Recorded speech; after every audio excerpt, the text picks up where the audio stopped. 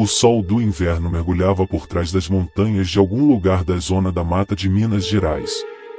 Em um pequeno sítio, uma mulher terminava de recolher as roupas lavadas pela manhã. Entrou e saiu da casa várias vezes, levando cestos repletos das roupas do casal.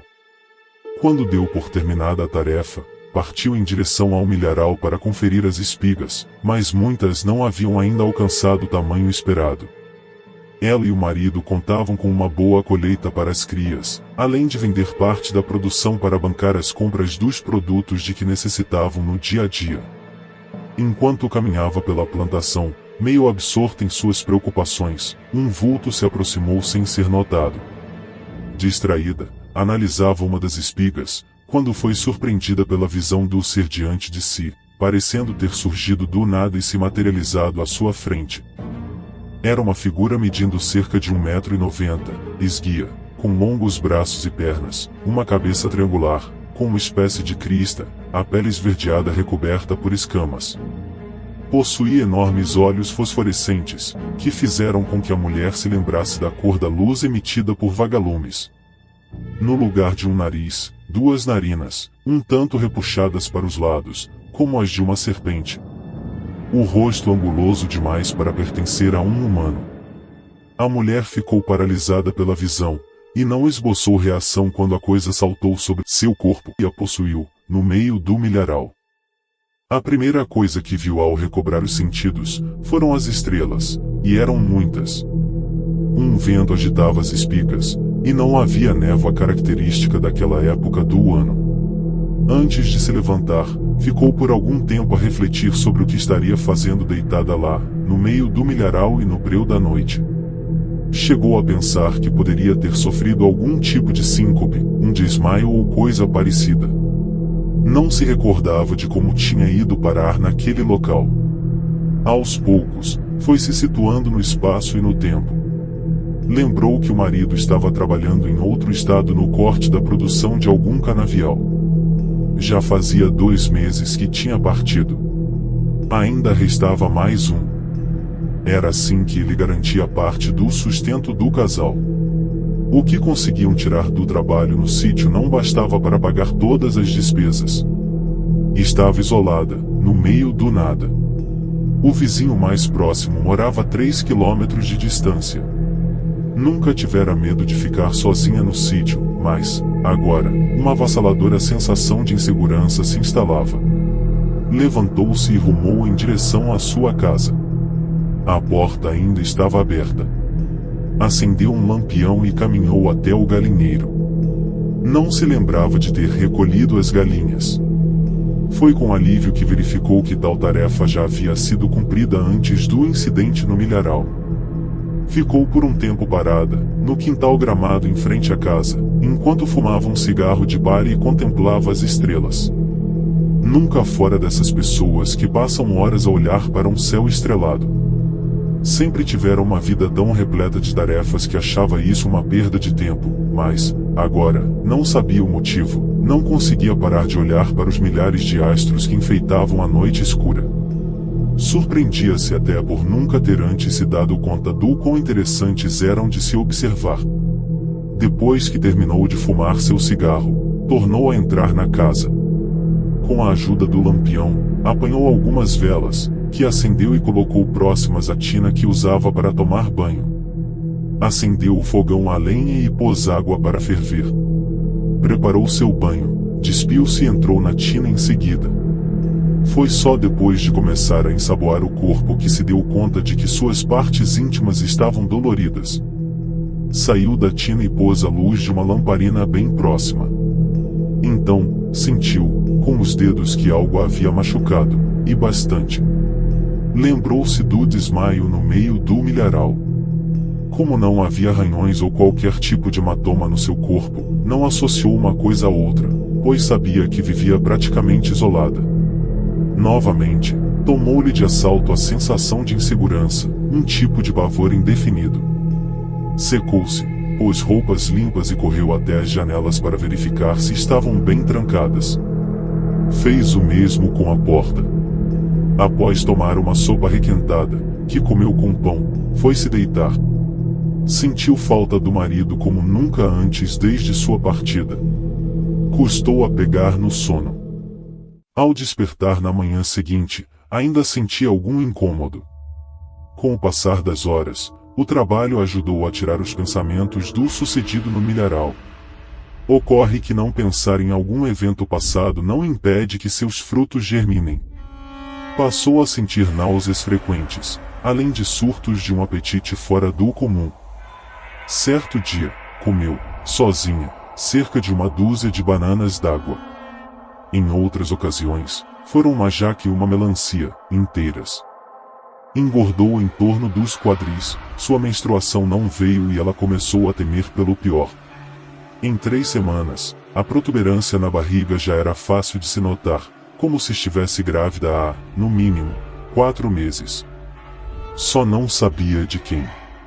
Aliás, o único homem que conhecera na vida havia sido José, seu marido, que se acabava na lida do corte da cana, longe de casa. Desesperada, lançou mão de receitas antigas, passadas de geração a geração por benzedeiras. Tomou vários tipos de chás considerados abortivos, sem sucesso. Dia após dia, marcava num calendário o tempo que faltava para José voltar para casa. Enquanto isso, para seu desespero, a barriga não parava de crescer, e era tão grande que parecia estar no último mês de gravidez. Quando José finalmente retornou, com a pele torrada pelo sol, cabelos e barba em desalinho e um sorriso no rosto, levou um susto ao ver a mulher.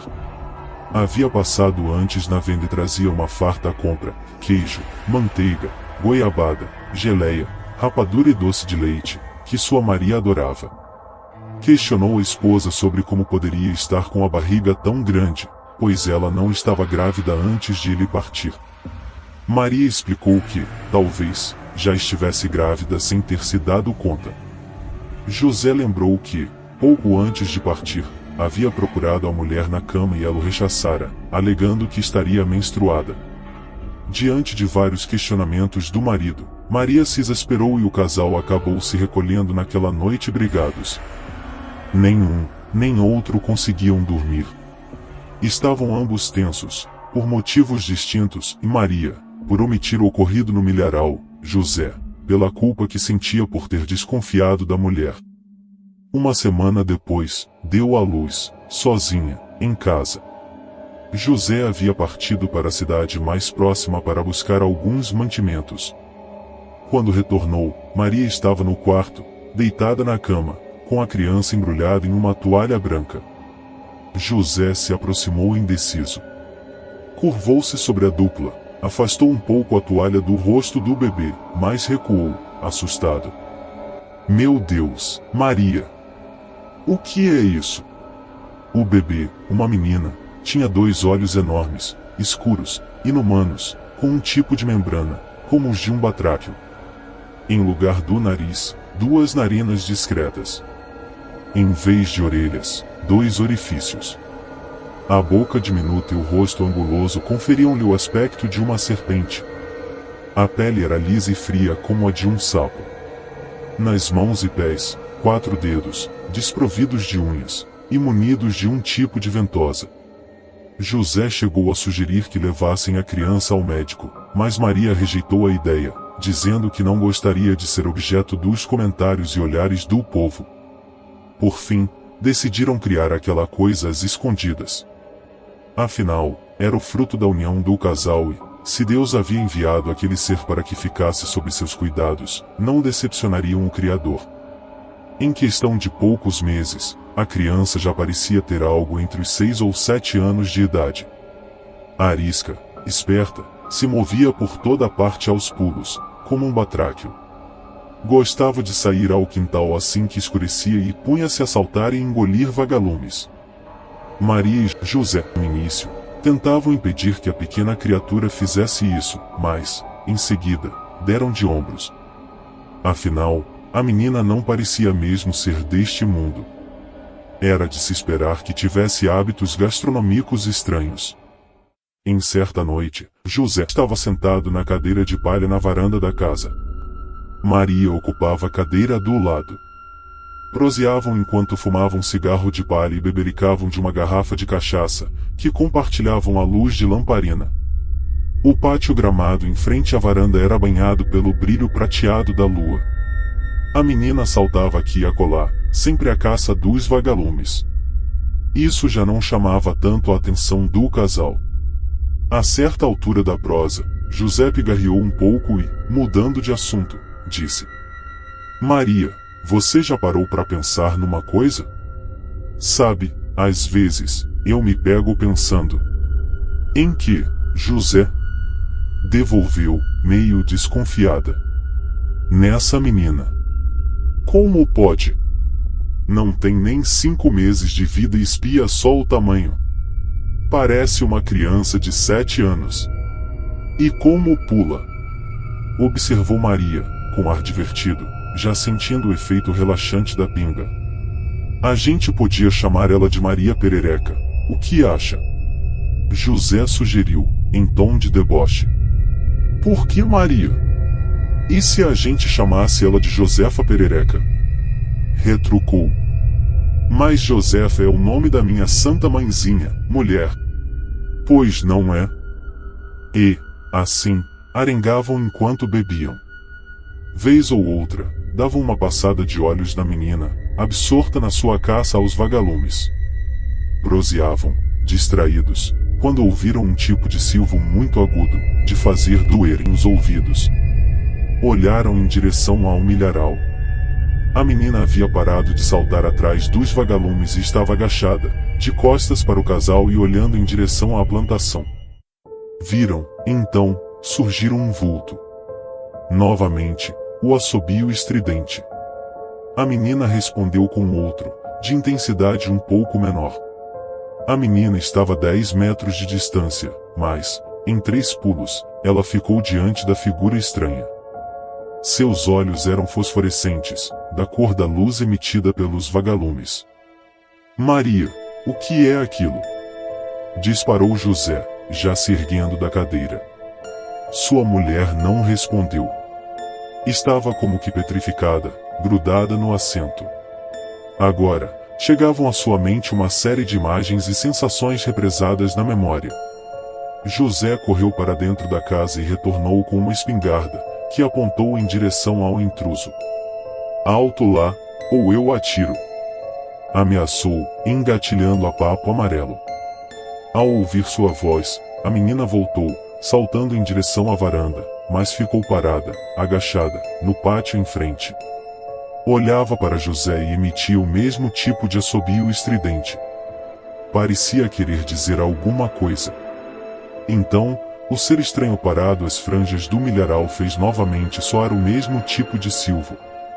A menina deu uma última olhada em direção ao casal, emitiu um som que fez com que José se lembrasse do estridular de uma cambaxirra e, em sucessivos saltos, foi ao encontro do outro que aguardava.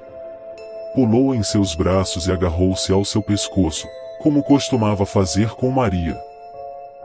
José saiu em direção ao pátio, com a espingarda apontada para a cabeça da criatura.